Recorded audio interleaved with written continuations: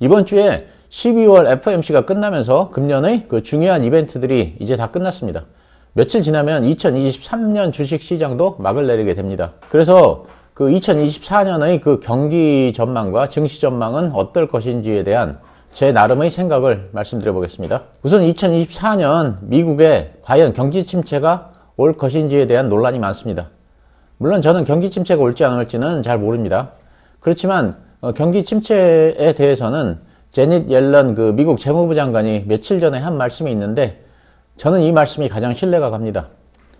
지난 13일에 제닛 옐런 장관은 경기 전망을 낙관하면서 연착륙 가능성을 높게 보고 있다는 말씀을 했습니다.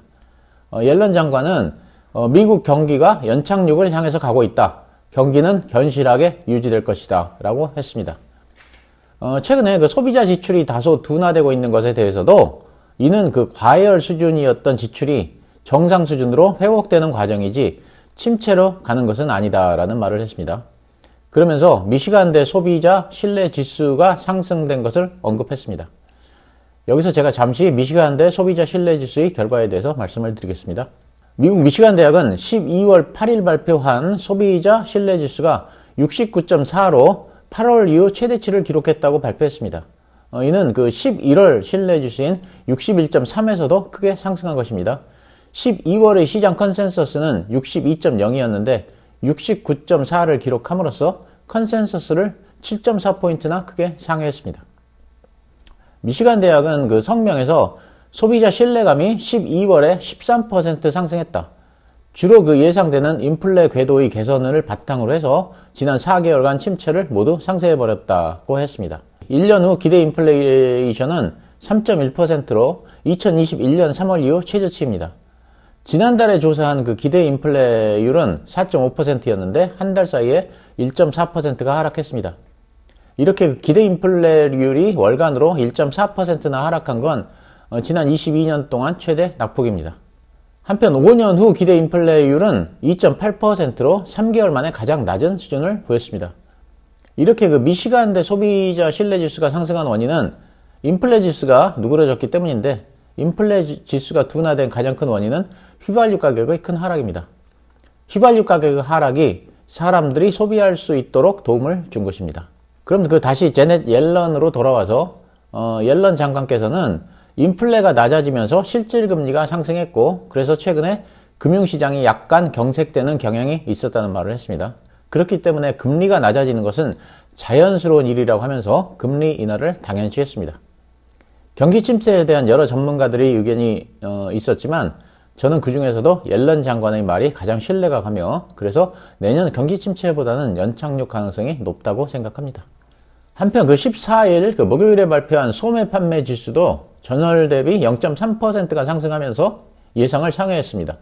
컨센서스는 0.1% 감소였는데 오히려 0.3%가 상승한 것입니다. 소매 판매가 그 호조를 보인 가장 큰 이유는 앞에서 말씀드린 바와 마찬가지로 휘발유 가격의 하락입니다.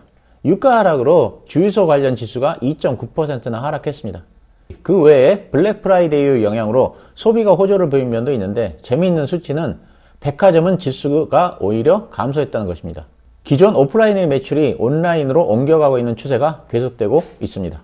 어쨌든 그 소매 판매 지수가 상승한다는 건 미국의 소비가 예상보다 강하다는 증거이고 경기가 확장세를 유지하고 있다는 증거입니다.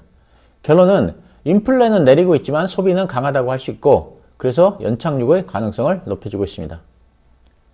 그 결국 여러 수치를 종합해보면 유가 하락이 인플레를 낮추고 소비를 진작시키는 결정적 원인이었던 것 같습니다. 지난주에 발표된 소비자 물가 지수가 하락한 것도 유가 하락이 가장 큰 원인이었고 생산자 물가 지수 역시 마찬가지였습니다. 이번에는 그 내년 주식시장에 대한 제 생각을 말씀드리겠습니다. 며칠 전에 FOMC 회의 결과를 보고 그리고 파월 의장의 연설을 보고 저는 다시 한번 2018년이 생각났습니다. 제가 2018년에 무슨 일이 있었는지는 몇 주 전에 제가 영상으로 소개를 해드렸었는데 내년 주식시장의 예측을 위해서 다시 한번 반복해서 말씀을 드리도록 하겠습니다. 2018년에는 금리가 4번에 걸쳐 오르면서 미국 주식시장이 크게 하락했습니다. 특히 그 금리 인상의 직격탄을 맞은 기술주들의 하락폭이 컸습니다. 그래서 2018년 10월 24일에는 기술주들이 7년 만에 최악의 하락을 기록하기도 했습니다. 지금 차트를 보시면요. 그렇게 계속 하락을 하던 주가가 2018년 12월 21일에 바닥을 찍은 후 본격적인 상승을 시작했습니다. 그래서 그로부터 7개월 후에 정고점을 넘어섰습니다. 그러면 2018년 12월 21일에 무슨 일이 있었을까요? 이날 미국 연준에서는 기준금리를 0.25% 인상했습니다. 시장에서는 0.5%를 인상할 것으로 예상을 했는데 0.25%만 올린 것입니다. 그러면서 그 다음 해인 2019년에는 원래 3번 인상하기로 했던 금리를 2차례만 올리겠다는 말을 연준 의장이 합니다. 그리고 그동안 유지해왔던 통화긴축을 완화하겠다는 신호를 시장에 내보냅니다. 이렇게 통화긴축을 완화할 수 있다는 신호를 연준 의장이 내보내자마자 주식시장이 바닥을 찍고 곧바로 상승을 시작한 것입니다. 그래서 정고점을 넘어선 것입니다. 이게 2018년 겨울의 상황입니다. 그런데 이번에 그 FOMC 결과를 보면 2018년 12월 21일과 아주 비슷한 부분들이 꽤 있습니다.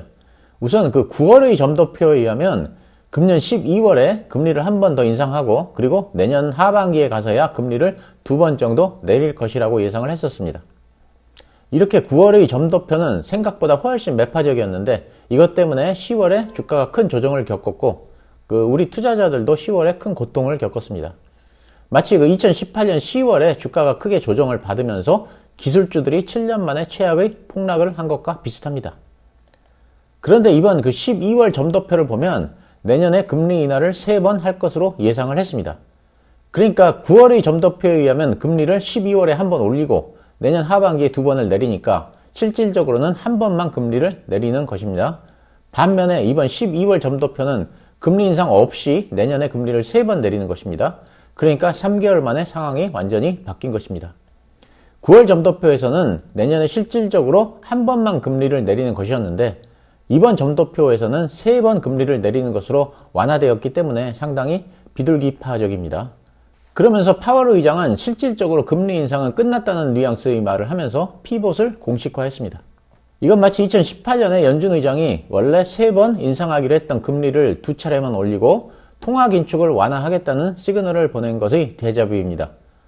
2018년에 연준에서 긴축 기조를 완화하자마자 주가가 올라서 7개월 만에 정고점을 돌파했다는 말씀을 드렸습니다. 그러면 이번에도 비슷한 흐름이 나타나지 않을까? 저는 그렇게 생각합니다. 그렇지만 이번에는 이미 주가가 많이 상승을 한 상태입니다. 미국의 3대 지수는 모두 다 52주 신고가를 갱신한 상태이고 특히 다우지수는 역사적 정고점을 돌파한 상태입니다. 그렇기 때문에 상승폭이 2019년만큼 그렇게 크게 나타나지는 않겠지만 어쨌든 내년에 강세를 보일 가능성은 크다. 저는 그렇게 생각합니다. 그리고 내년에는 미국 대선이 있습니다. 미국에서는 대통령 임기 내에 주식시장이 하락을 하면 재선에 실패한다는 불문율이 있습니다.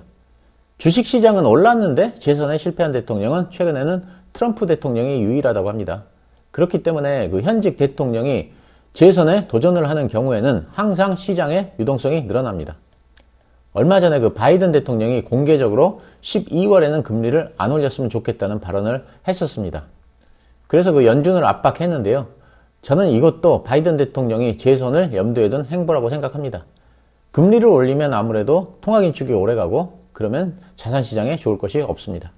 우리나라 사람들은 부동산 형태의 자산이 많지만 미국은 연금과 같은 주식의 형태가 많습니다. 그래서 미국 국민들은 주가 등락에 민감합니다.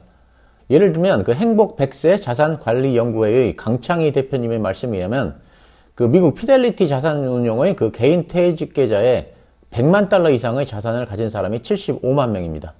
피델리티가 미국 연금자산운용시장 점유율이 피델리티의 미국 연금자산운용시장 점유율이 약 20%니까 미국 전체로 보면 약 400만 명에 가까운 직장인들이 연금 100만 장자입니다. 그렇기 때문에 미국 사람들은 주가 등락에 민감할 수밖에 없습니다.